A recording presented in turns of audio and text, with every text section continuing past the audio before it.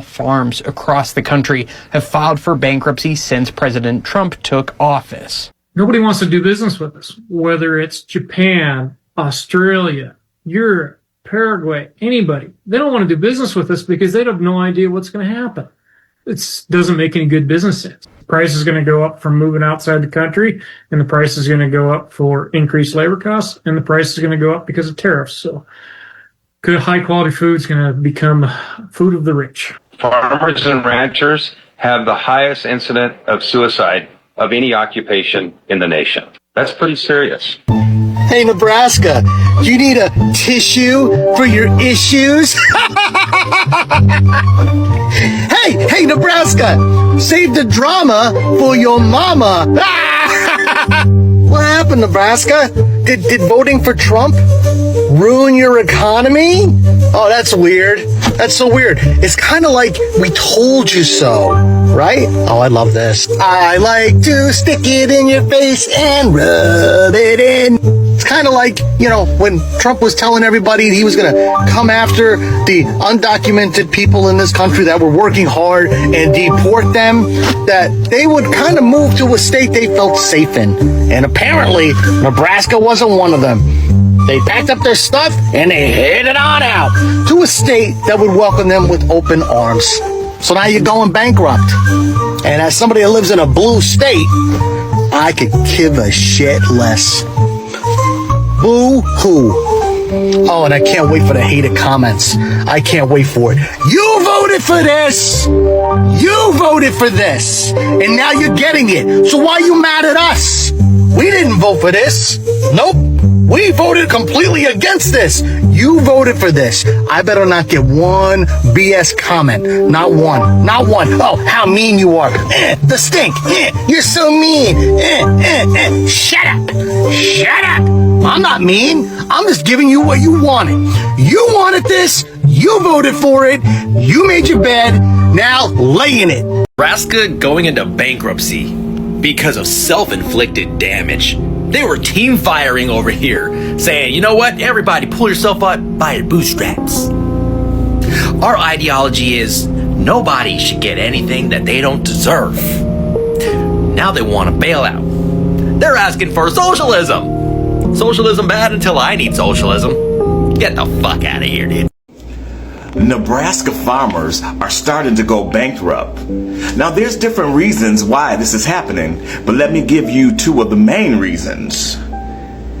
The cost of the supplies and labor shortages. I don't know, Nebraska. Thoughts and prayers. Montana and Nebraska farmers are now bankrupt. Why can't they just fucking work harder? Like, bro, why the hell are they trying to, get handouts and shit, bro? Yeah, you're bankrupt. Fucking pull yourself up by your bootstraps and work harder. This has to be the dumbest thing I've ever heard in a while. Bro, they need to stop playing the fucking victim. Yeah, everybody has gone bankrupt. Everybody's been broke before. Stop playing the victim, bro. On God, at this point, I really just think that they want fucking handouts or something. Y'all just need to focus on yourself first.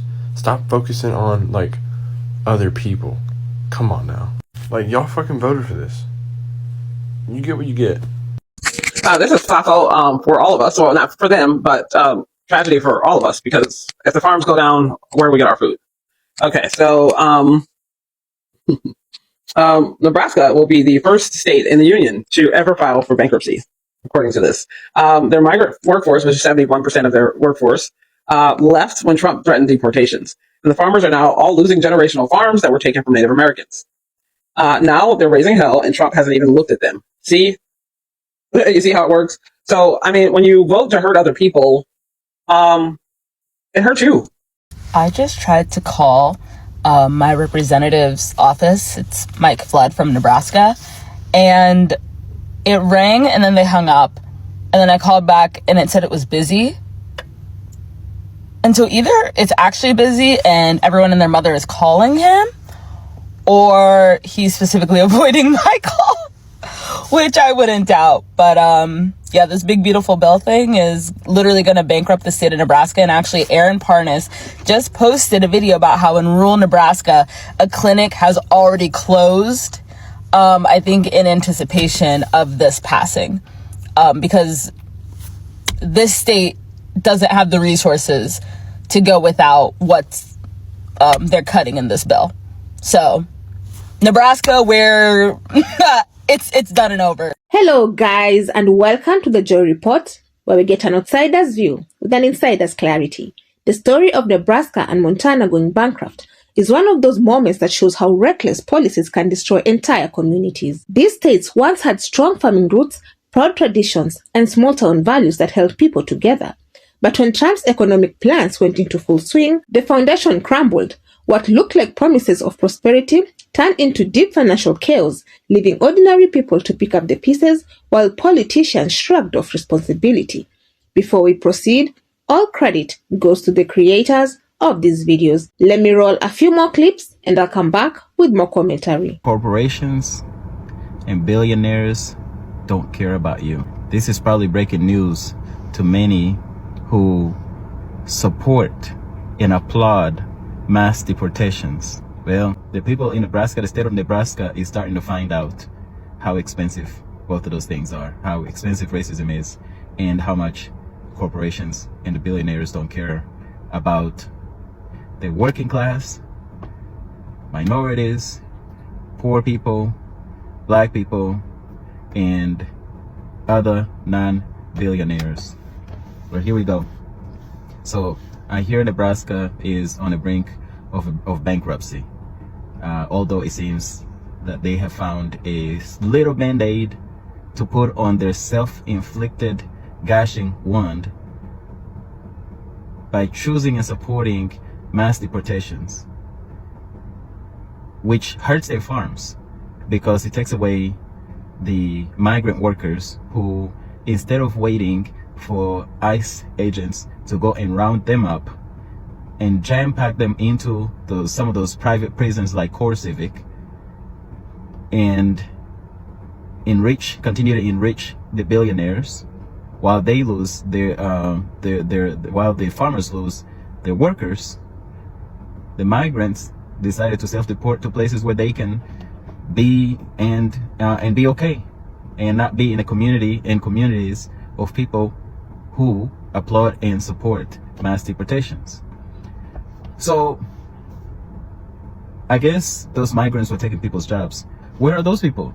Come and take the jobs. They're there. The jobs are available. Why are these states, why is Nebraska potentially going bankrupt? Why are so much of America's farming country going belly up? Yeah, racism is expensive. And like they say, F around, find out. But I hope this is a lesson to everybody that is in support of and applaud mass deportations and mass incarceration. People who, in a haste to get rid of the people they do not like or to hurt people they don't like, end up hurting themselves. With racism and xenophobia and all of these other things that were part of this past election. By the way, I'm not, although MAGA is super excited about these mass deportations, the corporate Democrats weren't too far away from them either. They were busy chasing MAGA to the right, especially on the issue of immigration. So I'm not gonna act like I didn't see it, or that it didn't happen, or that the Democratic Party wasn't campaigning on potentially doing harm to migrants and immigrants either.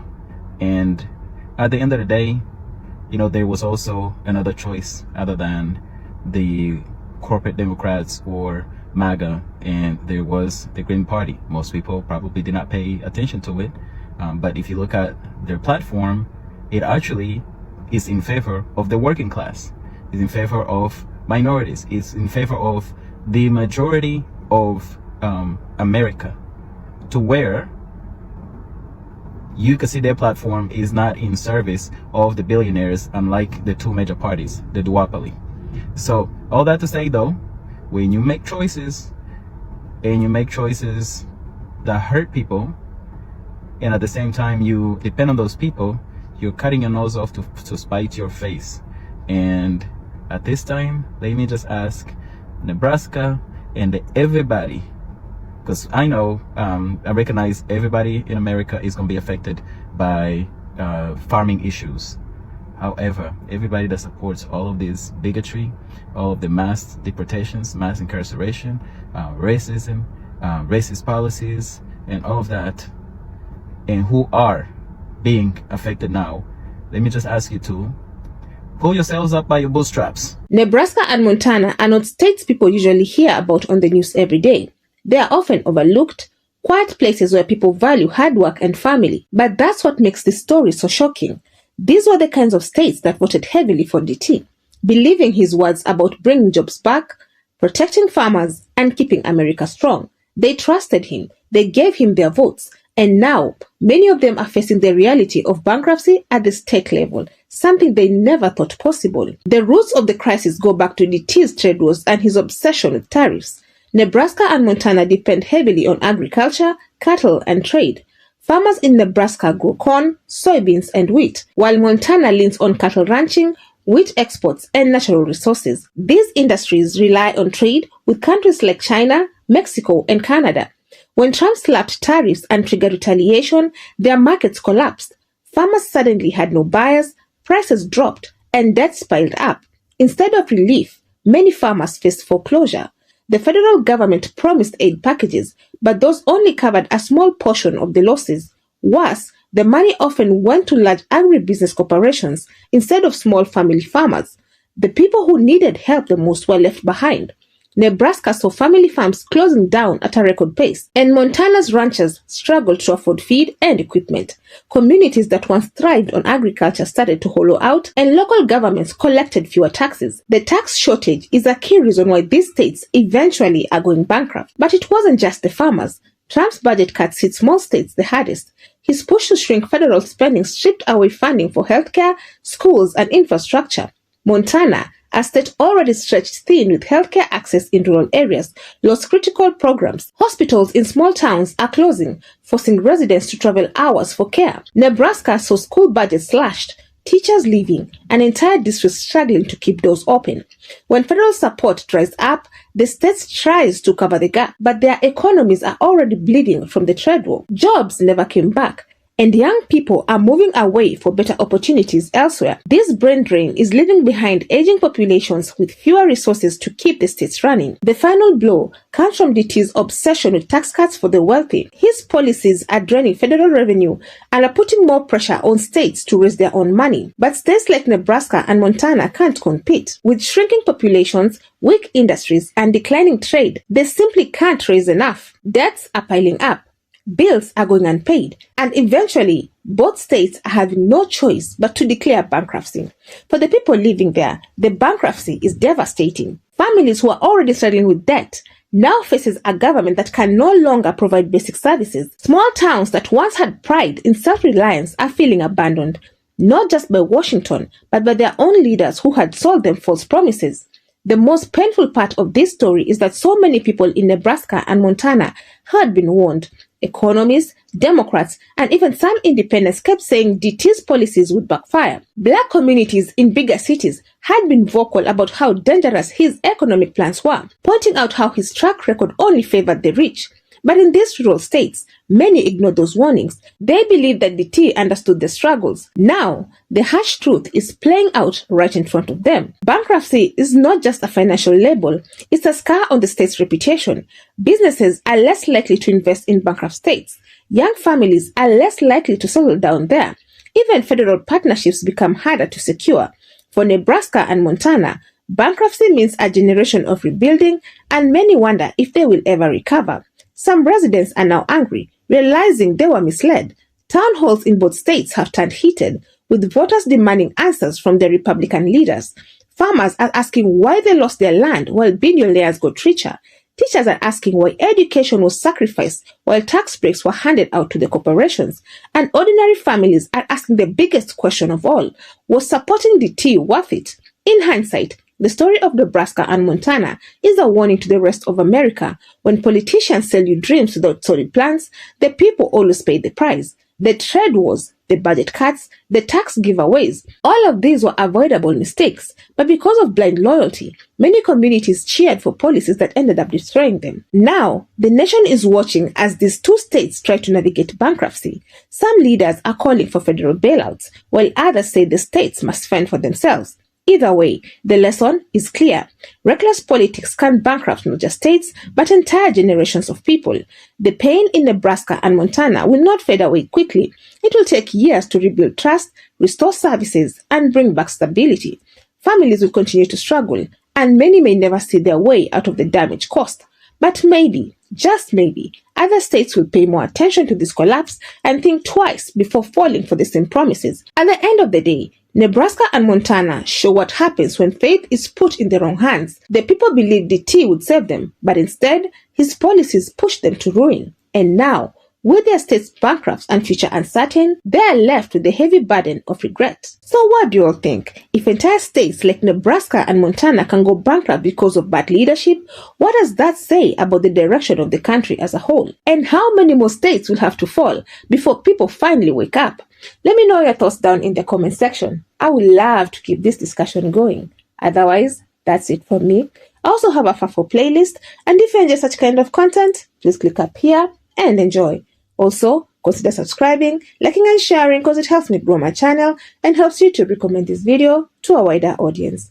But for now, thank you so much for watching. And until the next time, the Joy Report out.